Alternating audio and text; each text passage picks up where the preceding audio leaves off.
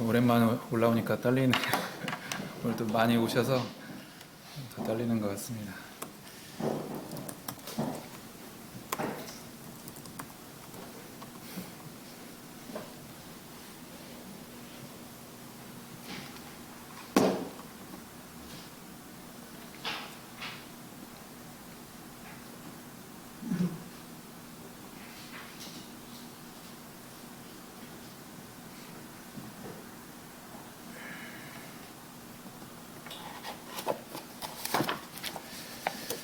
네, 지난 여름에 강단에 서고 오랜만에 말씀을 전하게 되었습니다. 7월에 섰던 것 같은데 또 자격 없고 말도 잘 못하는 저를 이렇게 매번 또 세워주셔서 항상 부담이 되고요.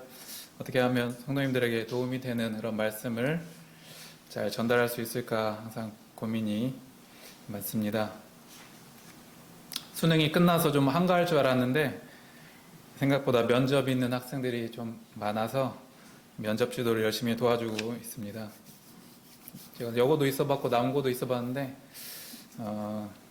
남학생들은 좀 여학생들에 비해서 더 말빨이 더 딸려요 좀. 그래서 더 많이 연습시켜야 좀 원하는 수준의 답변이 나오더라고요. 그래서 반복해서 모의 면접을 진행하고 있습니다. 그리고 대부분 학생들이 이제 수시 지원해서 12월 중순까지 이제 계속 이제 매일매일 수시 합격자 발표가 나오는데 마음 졸이면서 발표를 기다리고 있습니다.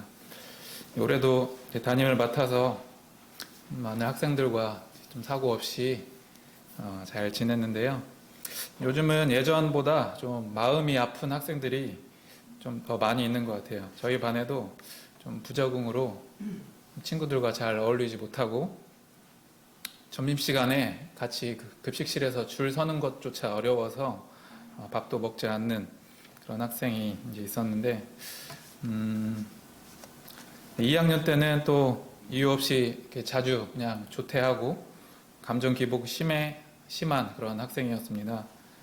그래서 이제 그 학생이 또 저희 반이 되었는데 3월부터 좀 학생과 말을 하기 위해서 점심시간에 같이 이제 산책을 좀 하고 이야기를 좀 들어주고 하니까 조금씩 나아지는 모습을 관찰할 수 있었습니다. 2학기 때에도 어떻게 하면 학생을 도와줄까 고민하다가 이제 한번 같이 점심을 한번 먹어보자. 점심을 안 먹거든요. 아예. 아침에 그냥 콜라만 사와서 마셔요. 그래서 점심을 같이 먹어보자고 하고 선생님들은 10분 일찍 먹을 수 있거든요. 그래서 10분 일찍 나오라고 해서 이제 그렇게 하면 애들도 없는 상태에서 줄도 안 서고 저랑 같이 먹을 수 있으니까 급식실에서 그렇게 이제 먹었어요. 근데 저는 사실 밥 빨리 먹거든요. 5분 만에 후루룩 먹고 이제 빨리 나가는데 학생은 밥 먹는 속도가 너무 느린 거예요. 그래서 저는 빨리 이제 먹고 좀 걷고 오후에 점심시간을 알차게 보내야 하는데 이렇게 조급함에 막 속이 터지는 겁니다. 그래서 네 뭐라고 말은 못 하겠고 그래서 이제 한 몇 번 이렇게 먹고 말아야겠다 해서 이제 좀 또 안 먹게 됐는데 제 마음속에 불편한 마음이 들었습니다. 자, 먹자고 안 하면 또 안 먹어요. 그 학생은 줄을 서서 먹는 거를 어려워하기 때문에 진짜 속마음 잘 모르겠지만 아무튼 그렇게 말을 해서 안 먹는 상태고 또 콜라만 먹고 안 먹어서 불편한 마음이 들어서 사실 이제 학생을 따로 불러내서 그 학생하고만 밥을 먹는 게 사실 좀 쉬운 일은 아니어서 고민을 했는데 이제 그 학생과 같이 이렇게 점심을 먹는 것이 하나님이 원하시는 일이라고 생각해서 일주일에 3번씩 제가 사교시니까 수업이 없을 때 그렇게 실천하고 있습니다. 저도 이제 좀 적응을 했고요. 천천히 먹는 거. 밥을 또 같이 먹자고 하면 또 맛있게 먹어요. 그래서 밥을 멋있게 먹는 학생을 보니까 저도 이제 좀 뿌듯함을 느끼고 있습니다. 또 점심 먹고 이제 학교 뒷산에 또 이렇게 산책을 하면서 이런저런 이야기를 나누면서 좀 학생의 속마음도 좀 알 수 있게 됐고 현재 또 좀 심리 상태 이런 것도 파악할 수 있어서 언제 한번 이제 복음을 전해볼 계획을 갖고 있습니다. 이제 학생 이름은 최근에 구도자인 효경 학생 이름이 비슷한데 서경 청년하고 송호경이에요. 호경. 효경이 아니라 호경. 그래서 2학년 때보다 상태가 많이 나아져서 이제 뭐 조퇴도 잘 안 하고 이렇게 감사가 되고 있습니다. 이렇게 우리가 어떤 사소한 결정에서도 하나님의 뜻을 구하고 분별하고 이렇게 순종하는 것이 신앙생활에서 중요한데요. 그래서 오늘은 하나님의 뜻에 대해서 성도님들과 교제하기를 원합니다. 구원받은 성도들은 하나님과 인격적인 관계를 맺고 있습니다. 그리고 그 관계를 더 깊게 하는 것이 신앙생활에서 중요한 일이죠. 그리고 자연스럽게 그것은 하나님의 뜻에 대한 관심으로 이어집니다. 하나님의 뜻을 알려고 노력하는 과정에서 우리는 하나님을 더 잘 이해하고 그분과 관계를 더 강화할 수 있게 됩니다. 다시 말해서 우리가 기도하고 말씀 묵상하면서 하나님과 교제하고 그 뜻을 알아가고 그분과 더 친밀해집니다. 또한 삶에서 어떤 중요한 결정이나 어떤 방향을 선택할 때 하나님의 뜻을 잘 알고 분별하고자 하는 그런 마음이 생깁니다. 하나님께서는 내 명철을 의지하지 말고 여호와를 신뢰하라고 하셨습니다. 그래서 어떤 결정에서 하나님의 뜻을 구하고 행하면 하나님께서 우리에게 바른 길로 인도해 주실 것이라고 우리가 믿고 있습니다. 또한 삶에서 어떤 고난이나 그런 시련, 그런 어려운 상황이 있을 때에도 또 하나님의 뜻을 우리가 이해하고자 하는 마음이 듭니다. 하나님의 계획과 뜻이 무엇인지 알면 그리고 그런 상황을 또 이겨낼 수 있는 우리가 힘을 얻을 수 있습니다. 마지막으로 우리가 하나님의 뜻을 잘 알고 그 뜻에 따라서 순종을 잘하면 세상이 주지 못하는 그런 참된 기쁨과 평안을 누리게 됩니다. 세상의 가치관은 사람들의 어떤 기대에 따라서 많이 살아가죠. 하지만 그런 것들은 진정한 행복을 가져다 주지는 못합니다. 세상의 가치관은 좀 일시적인 것에 좀 초점이 맞춰져 있고 이제 끝이 나지 않은 비교와 경쟁을 부추기는 것을 우리가 잘 알고 있습니다. 그래서 세상의 기대를 만족시키면 이제 사람이 어느 정도 만족감이나 성취감은 느낄 수 있지만 하나님 안에서 진정한 평안과 만족은 없습니다.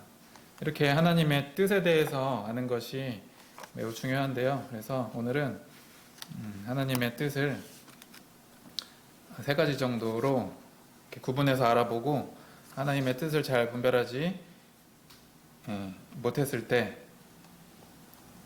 하나님의 뜻에 대한 이해에 오류가 생겼을 때 어떤 일이 있을지 또 알아보고 마지막으로 하나님의 뜻을 잘 분별하기 위해서 실천해야 할 것들에 대해서 교제를 나눠보고자 합니다.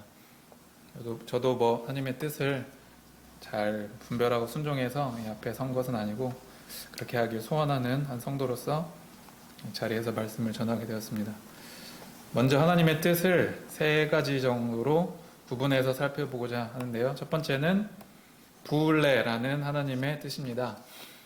이 부을레는 하나님의 절대적인 뜻, 주권적인 뜻을 의미합니다. 주권은 많이 아시죠, 다들? 하나님의 주권이라는 단어는 최고의 권위자이신 하나님의 속성이고 모든 일들이 다 하나님의 통치 아래에 있기 때문에 하나님의 허락 없이는 아무것도 일어날 수 없음을 의미합니다. 이 부을레라는 말은 고대 그리스어에서 의지나 계획을 의미하고요. 특별히 하나님이 세상을 창조하고 이끌어 가시는 그런 절대적이고 불변하는 의도를 나타내는 데 쓰입니다. 하나님의 전지전능한 계획을 강조하는 맥락에서 사용되고요. 이 하나님의 뜻이 반드시 이루어진다는 의미를 담고 있습니다. 우주 안에서 일어나는 모든 일을 결정하시는 하나님의 비밀스러운 이런 계획으로 그 결과가 나타나기 전까지는 누구도 알 수 없는 좀 인간의 이해를 초월하는 뜻, 그런 영역에 있는 주권적인 하나님의 뜻을 나타내는 단어입니다. 이 부을레는 영원 불변하기 때문에 인간의 어떠함에 의해서 변하지 않는다는 그런 좀 성질도 가지고 있습니다. 성경에 나오는 부을레에 대해서 또 살펴보길 원합니다. 오늘은 킹제임스 한글 버전으로 한번 가져와 봤습니다. 이사야 46장 10절 같이 읽겠습니다. 시작. 내가 처음부터 끝을 밝게 알리며 아직 이루어지지 아니한 일들을 예적부터 밝게 알리고 이르기를 나의 계획이 설 터이니 내가 나의 기뻐하는 모든 일을 이루리라 하였노라. 이 구절은 하나님께서 처음부터 끝까지 모든 걸 다 아시며 그분의 뜻이 반드시 이루어짐을 선언하고 있습니다. 이는 부을레로서 하나님의 계획이 변함없이 지속된다는 의미를 담고 있습니다. 에베소서 1장 11절 읽겠습니다. 시작. 모든 것을 자신이 뜻하신 계획대로 이루시는 분의 목적에 따라 우리가 예정되어 또한 그분 안에서 상속 유업을 얻었으니. 사도 바울은 하나님의 계획과 뜻이 모든 일에 주권적으로 작용하며 그분의 부을레가 우리를 예정하심을 통해서 구원의 길로 인도하심을 말씀해주고 있습니다. 잠언 19장 21절 시작. 사람의 마음에 많은 계획이 있을지라도 주의 뜻 그것만 서리라. 이 구절은 인간의 계획이 아무리 많아도 궁극적으로는 하나님의 뜻, 그 부을레만이 이루어지며 완성됨을 말해주고 있습니다. 그러면 이 부을레에 해당되는 하나님의 뜻의 특징을 몇 가지로 해보면, 첫 번째는 어떤 일이 있어도 반드시 성취된다입니다. 예를 들면 예수님의 오심, 초림과 재림 다 포함합니다. 오심과 십자가 구속 사건 반드시 이루어졌죠. 이 하나님의 뜻은 절대로 바뀔 수 없습니다. 많은 사탄의 방해가 있었지만 십자가 사역은 완성되었습니다. 가롯 유다도 막을 수 없었고 빌라도도 막을 수 없었고 구약시대 유대인 말살 작전도 사탄의 방해였지만 이제 이루어졌고, 헤롯이 갓난아이들을 학살한 것도 마찬가지 사건이었습니다. 하지만 주님은 이 땅에 오셨고 십자가 길을 가셨습니다. 둘째, 부을레의 특징은 모든 것을 포함한다입니다. 우리의 안고 일어섬, 이런 숨 쉬는 것을 다 포함합니다. 모든 우주 안에 크고 작은 일에 나타나는 이 하나님의 섭리도 이 부을레에 해당됩니다. 성경에서 참새 한 마리가 두 아사리온에 팔리는 것도 하나님의 뜻이라고 하셨습니다. 이때 쓰이는 그 하나님의 뜻이 부을레로서의 하나님의 뜻입니다. 또 잠언 16장 33절에 제비는 사람이 뽑으나 모든 일을 작정하기는 여호와께 있다고 나와 있습니다. 우리가 던져서 나오는 주사위 숫자까지도 하나님의 섭리 안에 다 있습니다. 하나님께서는 전지하신 분이시기 때문에 모든 걸 다 아십니다. 따라서 우리가 수학에서는 우연이 있다고 하잖아요. 랜덤.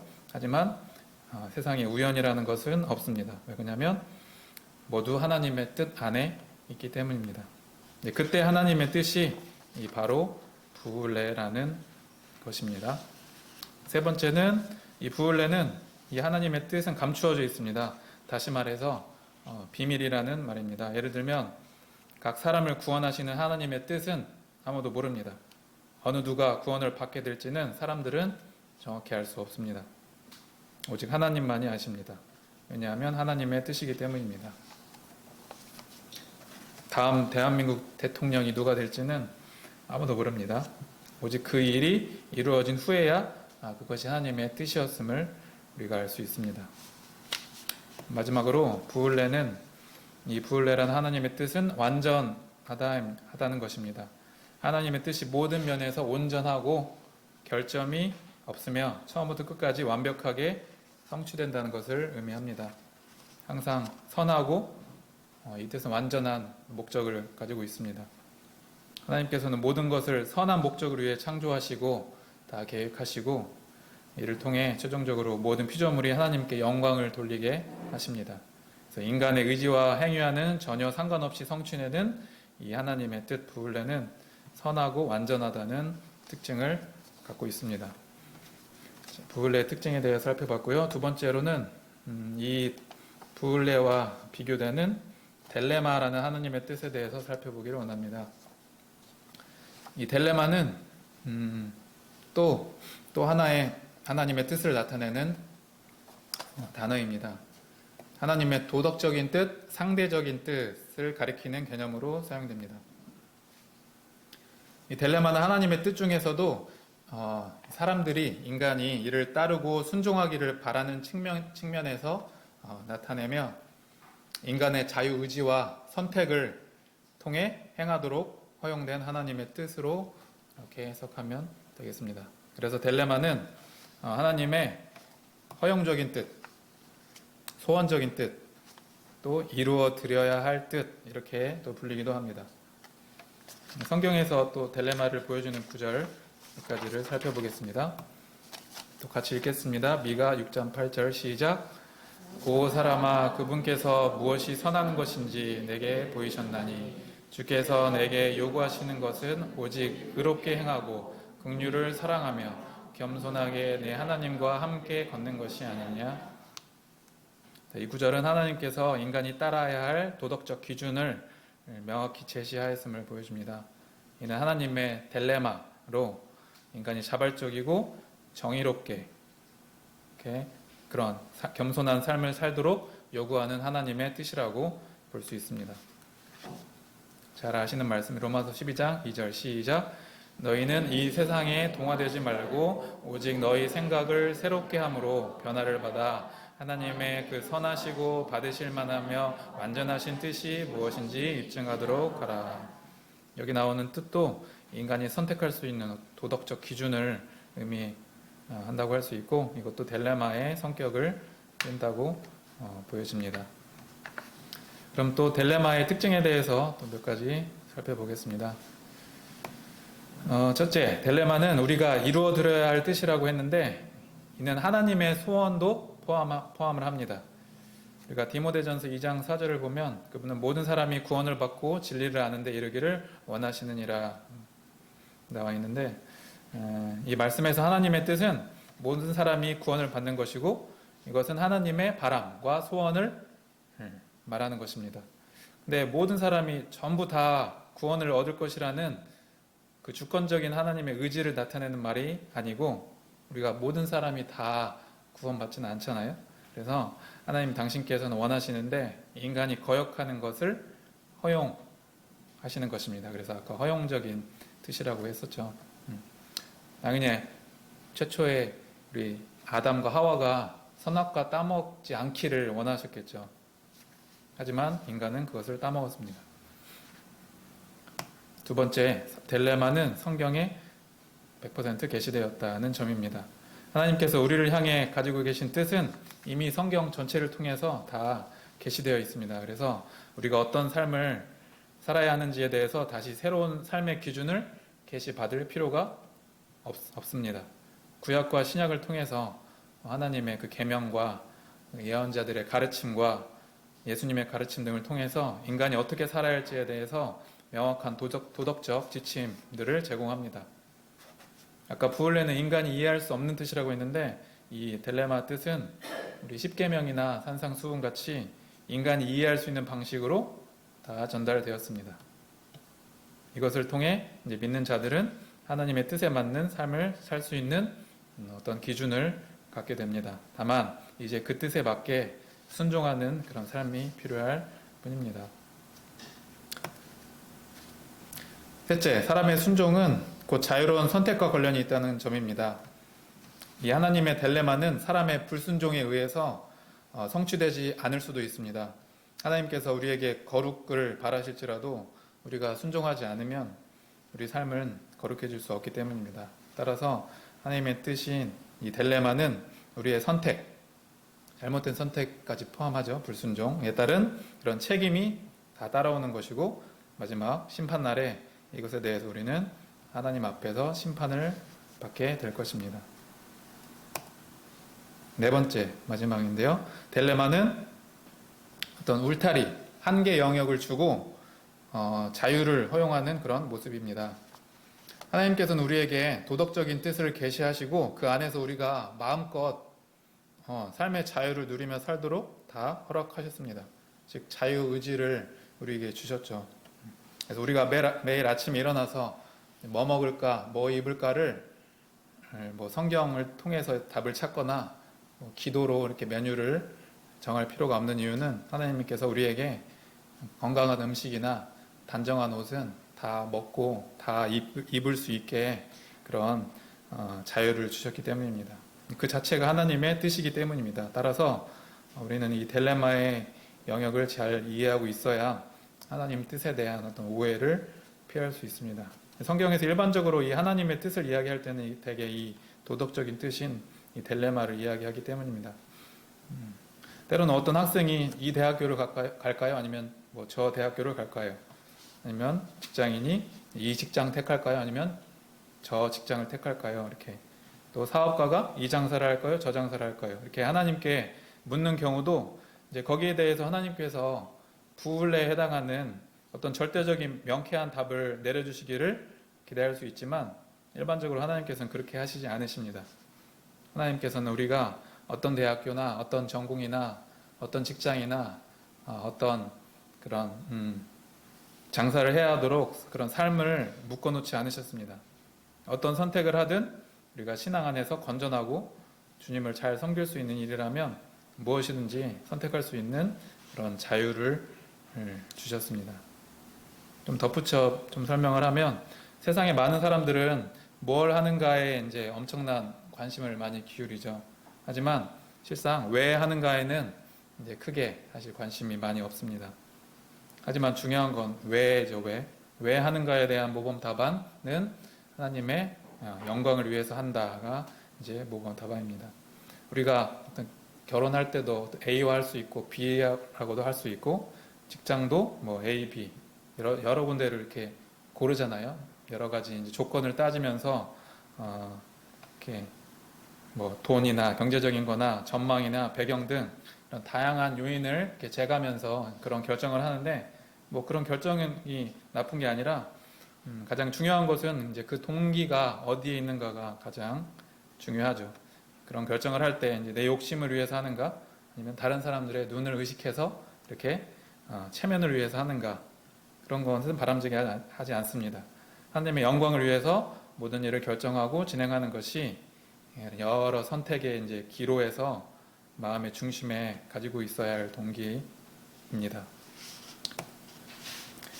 고린도전서 10장 23절 같이 읽겠습니다. 시작.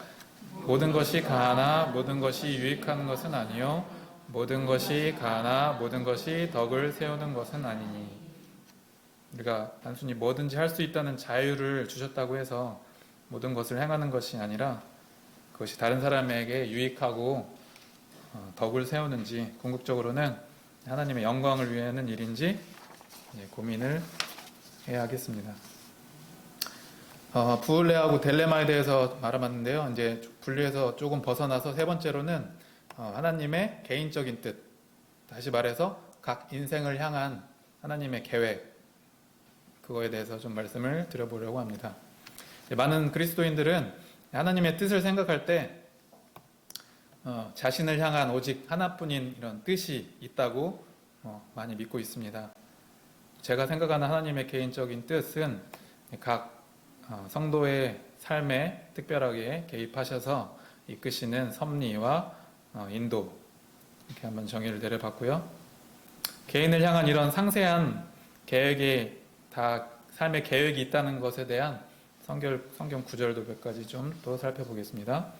에베소서 5장 17절 시작. 그러므로 너희는 지혜 없는 자가 되지 말고 오직 주의 뜻이 무엇인지 이해하라. 이제 여기서 뜻은 하나님의 일반적인 그 뜻도 포함하면서 개인의 삶에 대한 뜻 모두와 이제 또 관련이 있다고도 볼 수 있습니다. 한 권 더 보시겠습니다. 잠언 3장 6절 시작. 내 모든 길에서 그분을 인정하라. 그리하면 그분께서 내 행로들을 지도하시리라. 네, 하나님은 각 사람의 삶에 대해서 특별한 계획을 갖고 계시고 우리가 모든 일에서 하나님을 인정하고 그분께 의지할 때 이제 그 계획을 발견하게 되는 것을 이 구절에서 알려주고 있습니다. 또 잠언 16장 9절입니다. 시작. 사람의 마음이 그의 길을 계획할지라도 주께서 그의 걸음을 인도하시느니라. 이 구절은 우리의 자유의지와 계획이 있더라도 하나님은 그것을 통해서 선하고 완전한 결과를 이루신다는 것을 보여줍니다. 또 우리의 계획을 이렇게 조정하시거나 더 나은 길로 인도하시면서 각 사람의 삶에 대한 특별한 뜻을 이루신다는 것을 이 말씀을 통해서 알 수 있습니다. 시편 32편 8절 시작. 내가 너를 훈계하며 네가 가야 할 길로 너를 가르치고 내 눈으로 너를 지도하리로다. 네, 하나님은 각 사람을 한 명 한 명 세심하게 관찰하시고요. 각자에게 맞는 방향을 제시한다는 것을 또 이 구절에서 알려줍니다. 우리 인생에서 어떤 중요한 선택이나 방향을 고민할 때 여러 방법을 통해서 그 뜻을 알려주십니다. 또한 우리가 잘못된 길로 나아갈 때 사랑으로 훈계해 주시고 또 올바른 길로 돌아오게 하십니다. 이는 하나님께서 우리를 버려두지 않으시고 지속적으로 우리의 성장을 도우신다는 것을 이 구절을 통해서 또 알 수 있습니다. 우리는 각 사람을 향한 하나님의 뜻이 있다고 우리가 분명히 믿습니다. 우리를 향한 이런 계획과 뜻이 없다면 인생은 우리 힘만으로 살아가는 힘든 그런 투쟁이 될 것입니다. 그런 힘든 투쟁은 승리조차 보장할 수 없는 길입니다. 하나님은 우리 각 개인과 인격적인 관계를 맺고 있기 때문에 그 관계 안에서 각자의 삶을 통해 이끄시고 다 지도하고 계십니다. 그리고 성경은 하나님께서 모든 사람과 가까운 관계를 갖기를 원하시며 그들 각자의 삶 속에서 구체적으로 역사하신다고 말씀합니다. 그래서 우리는 그런 말씀들을 연구해야 하고 우리를 향한 하나님의 특별한 계획을 어떻게 알 수 있는지도 당연히 연구를 해야 합니다. 하지만 나에 대한 뜻을 너무 경직된 의미로 생각해서 내 인생에 대한 하나님의 뜻은 이미 따로 있을 거야 라고 생각해서 그 뜻을 마치 숨은 그림 찾듯이 그런 그 찾는 데만 막 시간을 보낸다거나 그 뜻을 찾을 때까지 아무것도 하고 있지 않는다면 올바른 그런 태도가 아닙니다. 또한 이것이 내 인생에 대한 하나님의 유일한 길이다 라고 말할 만한 어떤 절대적인 기준 같은 것은 존재하지 않습니다. 주님께서는 다양한 방식으로 우리를 부르시고 계신다는 것을 우리가 알아야 합니다. 예를 들어서 어떤 형제님이 선교사로 부름받고 일을 한다고 가정해 보면 그분이 선교사 일을 하기 전에 했던 직장 생활은 하나님의 뜻과 반대인 삶인가요? 아니죠. 딴 길을 가다가 올바른 길을 찾은 그것도 아니겠죠. 하나님의 그를 향한 뜻이 이제 선교사로만 경직되게 생각한다면 그의 이전 직장은 우리가 잘못된 길이었다고 해석할 수 있는데 그렇게 하면 안 됩니다. 그가 열심히 직장에서 봉사한 것도 하나님의 선한 뜻이고 좋은 선택이었다고 할 수 있습니다. 그분이 일을 그만두고 복음을 위해서 해외로 간 것도 하나님의 뜻이고 또 훌륭한 삶의 헌신입니다. 그러니까 선교나 말씀을 전하는 일만큼이나 이 거리를 쓸고 닦는 그런 청소의 일도 분명히 거룩한 일입니다. 다만 우리가 어떤 일을 해야 하는가는 우리가 각자가 가진 은사와 재능과 또한 그 일을 향한 열정으로 이제 결정되어야 합니다. 하나님의 영광과 하나님의 나라를 위해 수고하는 모든 일들을 이제 거룩한 일로 볼 수 있는 그런 우리가 눈을 가져야겠습니다. 그러면 이제 이런 하나님의 뜻을 분별한다는 것은 쉬운 문제는 아닙니다. 그러나 우리는 그 뜻을 분별해야 할 필요가 있습니다. 왜냐하면 성경에서 그렇게 명령했기 때문입니다. 아까 로마서 12장 2절에 너희는 이 세대를 본받지 말고 즉 마음을 새롭게 함으로 변화를 받아 하나님의 선하시고 기뻐하시고 온전하신 뜻이 무엇인지 분별하도록 하라 라고 하셨기 때문입니다. 하나님의 그 뜻에 대한 이해가 분명하지 않으면 또한 잘못 분별하면 여러 가지 또 문제점들이 나타날 수 있는데요. 그 문제점들에 대해서 몇 가지 살펴보기 원합니다. 첫째로 분별에 있어서 객관성이 결여된 상태, 즉 그 객관적 기준이 없는 개인적인 분별, 이렇게 우리가 그런 분별을 할 수가 있다는 거예요. 그렇게 확신을 갖는 점입니다. 그런 확신을 가질 수 있다는 점입니다. 개인이 어떤 직업을 갖거나 결혼 등의 결정에서 보통 이렇게 말하면서 이제 분별을 하죠. 하나님께서 어제 저에게 어떤 말씀을 주셨습니다. 또 최근에 또 그와 같은 말씀을 몇 번 더 주셨습니다. 그래서 저는 그것을 택하는 것이 하나님의 뜻으로 분별합니다. 또는 최근에 저에게 이런 일들이 일어났습니다. 그래서 저는 그것이 하나님께서 저에게 이 일을 하도록 인도하시는 것이라고 확신합니다. 이렇게 이런 식의 방법이 좋은 분별일 수도 있지만 주관적인 생각이 많이 포함될 수 있기 때문에 또 객관적이지 못해서 조심할 필요가 있다는 점입니다.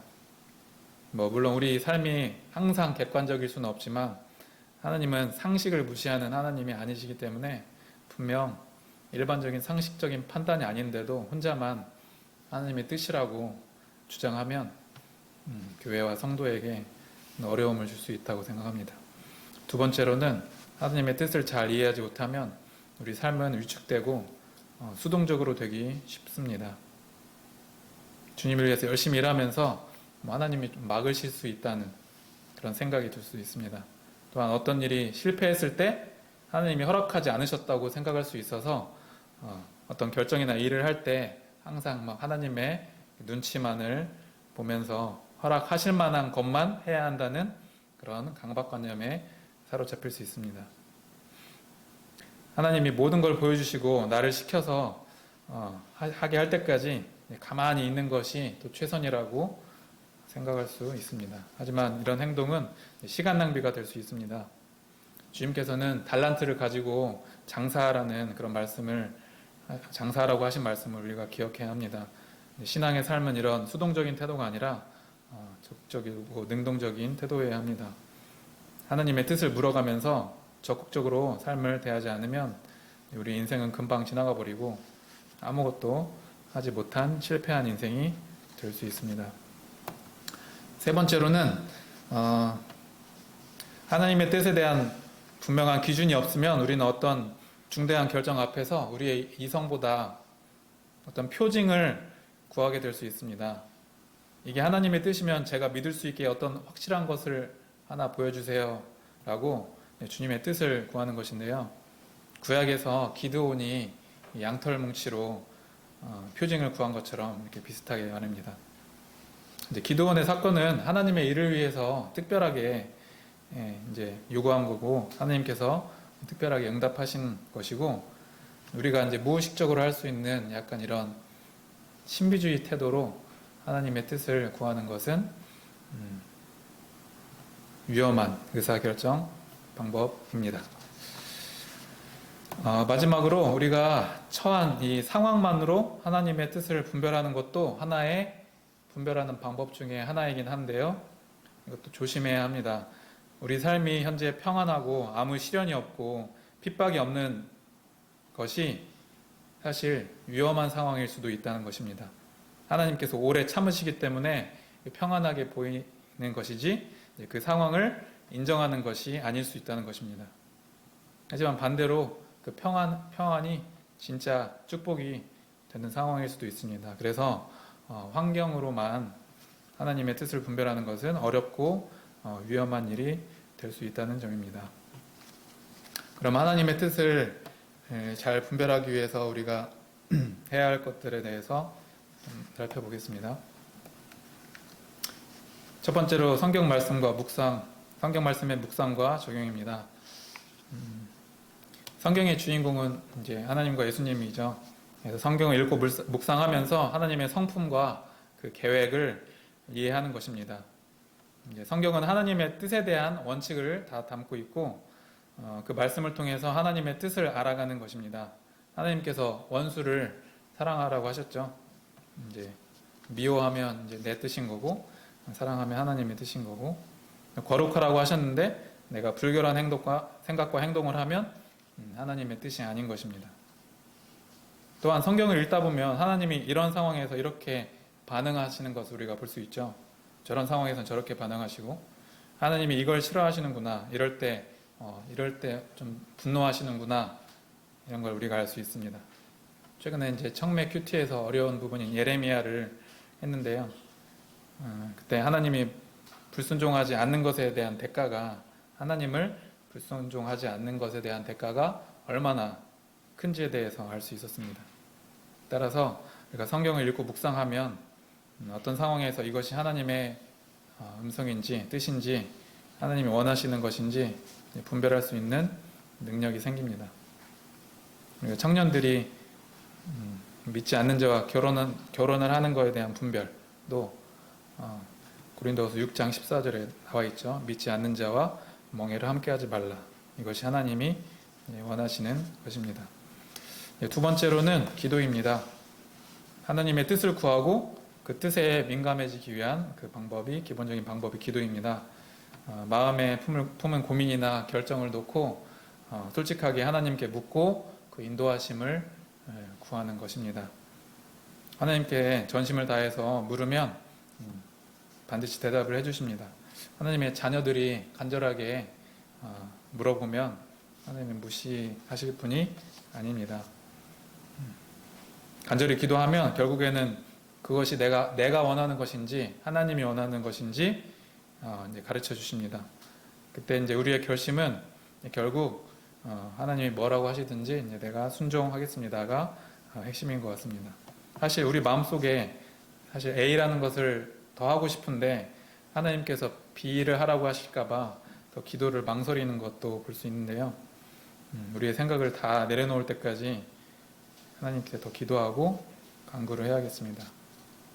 또한 기도할 때 그 어떤 것보다 하나님의 영광을 구하는 기도를 우리가 해야 합니다. 그리고 기도 후에 이제 인내와 기다림도 우리가 필요합니다. 급히 결론을 내리려고 하지 말고 충분한 시간을 두고 기도를 이어가야 합니다. 셋째는 그런 간구와 기도 속에 성령님의 역사로 인해서 마음에 평안함이 있는지 아니면 지속적인 불편함이 있는지 또 주의 깊게 살펴보는 것도 하나님의 뜻을 분별하는 방법입니다. 어떤 결정이 하나님께서 기뻐하시는 길이라면 마음에 평안함이 있고 반대라면 불안감이 들 수도 있습니다. 직장을 그만두는데 마음이 편하다. 이건 진짜 내가 편한 것이기도 하지만 하나님께서 떠나라고 하신 하나님의 뜻인 것입니다.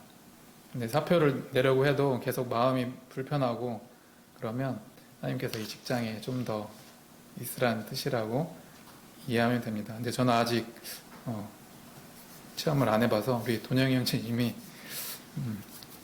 또 성별회 하셨다고 했는데 마음이 평안하셨나요?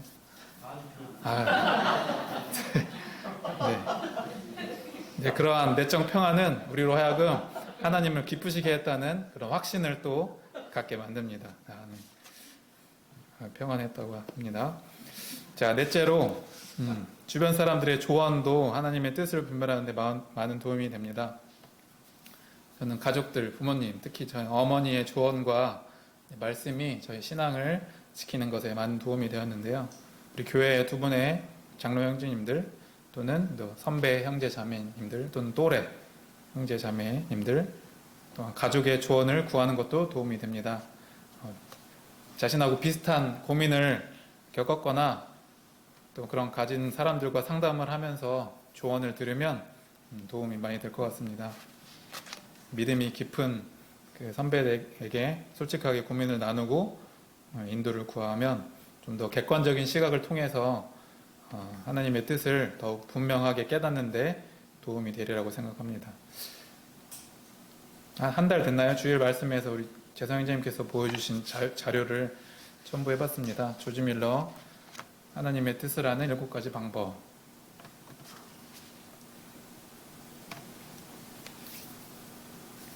하나님의 말씀을 정기적으로 묵상하라. 기도를 통해 성령님의 내적 음성을 들으라. 성령님이 주시는 내적 평안을 규정하게 여기라. 하나님 앞에서 자신의 내적 동기를 살피라. 오직 주만 의뢰하며 바라보라. 성령 안에서 일을 진행하라. 하나님의 역사하심을 주의 깊게 바라보라. 이렇게 하나님의 뜻을 잘 분별하는 방법을 정리해보면서 이런 생각을 해봤습니다. 이런 상황에서 주님 같았으면 어떻게 하셨을까라고 주님의 입장에서 고려해보는 방법도 있습니다. 이런 태도를 가지면 우리에게 지혜를 주실 것이고 또 하나님의 뜻을 분별하는 능력을 우리에게 주실 것입니다. 마무리를 지으려고 합니다. 사랑하는 성도님들, 하나님의 뜻을 잘 알고 분별하는 것은 신앙생활의 핵심입니다. 우리가 하나님의 뜻을 바르게 알 때 우리의 삶은 하나님께서 기뻐하시는 길로 나아가고 진정한 평안과 또 참된 기쁨을 우리가 맛볼 수 있습니다. 하지만 그 뜻을 오해하거나 내 생각대로만 잘못 해석하게 되면 우리 삶이 혼란스럽게 되고 하나님의 계획에서 벗어나서 또 큰 고통을 겪게 될 수도 있습니다. 그래서 항상 말씀을 깊이 묵상하고 기도로서 하나님의 인도하심을 늘 우리가 구해야 합니다.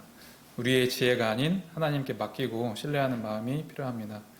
마지막으로 하나님의 뜻을 깨닫고 따르기 위해서 작은 것부터 실천하는 한 걸음씩 나아가는 것이 중요합니다. 오늘의 삶 속에서 하나님께서 원하시는 작은 순종부터 실천해 나가길 원합니다. 마지막, 인생의 참된 기쁨은 하나님께 순종하는 데 있습니다. 매일매일 이런 순간순간에 순종의 결단이 쌓여서 우리는 점점 더 하나님의 뜻에 가까워질 것입니다. 하나님께서 성도님들 각자의 삶을 통해서 이루어 가실 그 선하시고 아름다운 뜻을 기대하면서 남은 한 주도 그분의 인도하심을 따라서 지내셨으면 좋겠습니다. 감사합니다. 오랜만에 특송을 준비해봤는데요. 우리 송효록 청년의 침례식을 또 기념하면서 준비해봤습니다. 사실 하나님의 뜻과 관련된 특송을 하려고 했는데 예전부터 좀 마음에 들었던 찬송이 있었고, 우리 또 찬송의 가사가 보니까 또 우리 효록 형제, 효록 청년이라 형제죠. 우리 효록 형제가 또 생각났고, 또 아무 소망도 없었던 저희를 위해서 십자가에서 돌아가신 예수님의 죽으심과 그 십자가의 사랑을 생각하시면서 들어주셨으면 좋겠습니다. 제목은 그 텐트 메이커스의 예수의 십자가라는 곡입니다. 들어주셨으면 감사하겠습니다.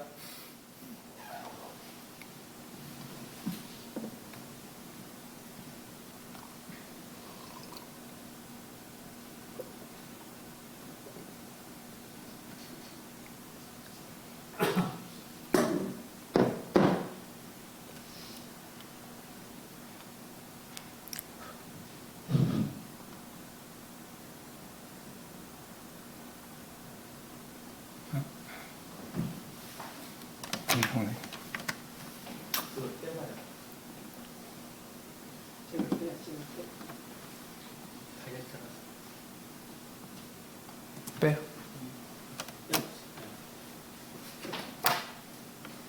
아니 이걸로 나와야 하는데 아까 했는데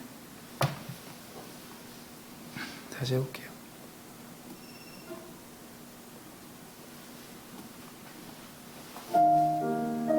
나오네.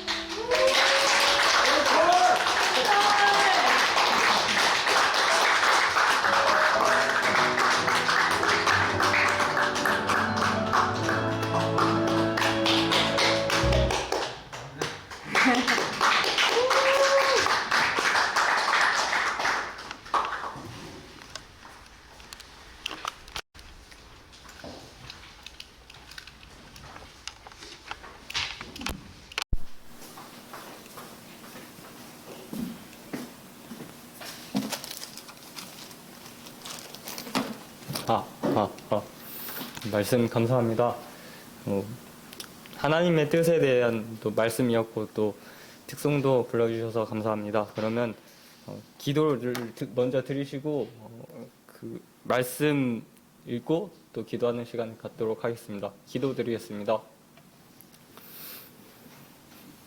하나님 아버지, 오늘 하나님의 뜻에 대해서 또 말씀을 들려주셔서 감사를 드립니다. 우리가